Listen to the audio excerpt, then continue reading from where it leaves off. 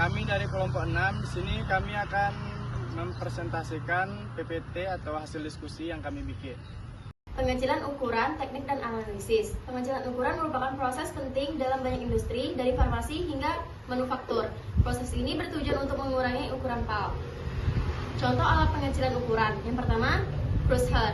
Alat ini digunakan untuk menghancurkan material yang lebih besar menjadi ukuran yang lebih kecil. Kedua, grinder. Grinder digunakan untuk menggiling material menjadi bubuk halus. Digunakan untuk aplikasi yang membutuhkan partikel yang sangat kecil. Ketiga, mill. Mill menggunakan gaya gesekan untuk mengurangi ukuran partikel. Mill digunakan untuk berbagai jenis material dan dapat menghasilkan bubuk sangat halus. Keempat, hammer mill. Hammer mill menggunakan palu yang berputar cepat untuk menghancurkan material yang sering digunakan dalam industri pengolahan makanan. Selanjutnya, prinsip kerja alat pengecilan ukuran. Yang pertama, impact. Pengecilan ukuran terjadi melalui dampak antara material dan permukaan yang keras. Yang kedua, attrition. Gesekan antara partikel menyebabkan partikel saling bergesekan dan pecah menjadi lebih kecil. Yang ketiga, compression. Pengecilan ukuran terjadi ketika material tertekan oleh gaya luar sehingga pecah menjadi partikel yang lebih kecil. Selanjutnya, faktor-faktor yang mempengaruhi pengecilan ukuran. Yang pertama, sifat material. Sifat material seperti kekerasan, keuletan, dan bentuk dapat memengaruhi efisiensi pengecilan ukuran. Yang kedua, ukuran partikel awal. Ukuran partikel awal menentukan jumlah energi yang dibutuhkan untuk mencapai ukuran partikel yang diinginkan. Yang ketiga, kecepatan pengumpanan. Kecepatan pengumpanan material ke dalam alat pengecilan ukuran dapat memengaruhi ukuran partikel akhir. Yang keempat, bentuk alat. Bentuk dan desain alat pengecilan ukuran memengaruhi efisiensi dan ukuran partikel akhir. Selanjutnya ada metode pengecilan ukuran. Yang pertama itu sorting. Metode ini digunakan untuk memisahkan bagian-bagian yang rusak dengan yang bagus. Kedua ada grinding. Metode ini digunakan untuk menggiling material menjadi bubuk halus. Umumnya digunakan untuk material yang lebih keras.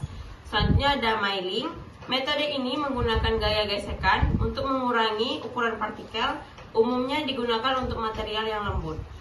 Dan yang terakhir ada screening.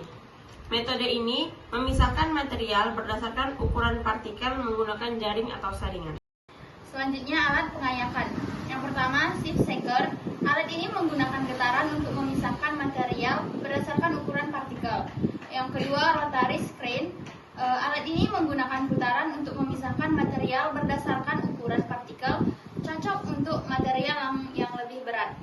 Yang ketiga, vibrating screen. Alat ini menggunakan getaran untuk memisahkan material berdasarkan ukuran partikel dengan efisiensi tinggi. Yang keempat, ultrasonic sieve. Alat ini menggunakan gelombang ultrasonik untuk memisahkan material berdasarkan ukuran partikel, cocok untuk material yang sangat halus. Selanjutnya, prinsip kerja alat pengayakan. Ada 3. Yang pertama yaitu pemuatan material. Material dimasukkan ke dalam alat pengayakan. Yang kedua yaitu proses pengayakan. Material melewati jaringan atau saringan berdasarkan ukuran partikelnya. Yang ketiga yaitu pemisahan material. Partikel yang lebih besar ditahan di saring, sedangkan partikel yang lebih kecil melewati saringan. Selanjutnya, aplikasi analisis ukuran partikel. 1. Kontrol kualitas. Memastikan konsistensi produk dan memenuhi standar kualitas. 2. Pengembangan produk. Membantu dalam mengembangkan formula dan proses baru untuk meningkatkan kinerja produk. 3. Penelitian dan pengembangan. Memahami perilaku material dan bagaimana ukuran partikel memengaruhi sifatnya. 4. Manufaktur. Perbaiki efisiensi proses manufaktur dan mengurangi biaya produksi. Terakhir, kesimpulan. Pengecilan ukuran partikel merupakan proses penting dalam berbagai bidang industri yang memiliki dampak signifikan pada sifat dan aplikasi material.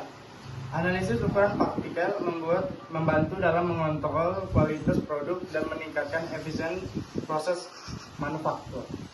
Sekian presentasi dari kami akhiri. Wassalamualaikum warahmatullahi wabarakatuh. See you.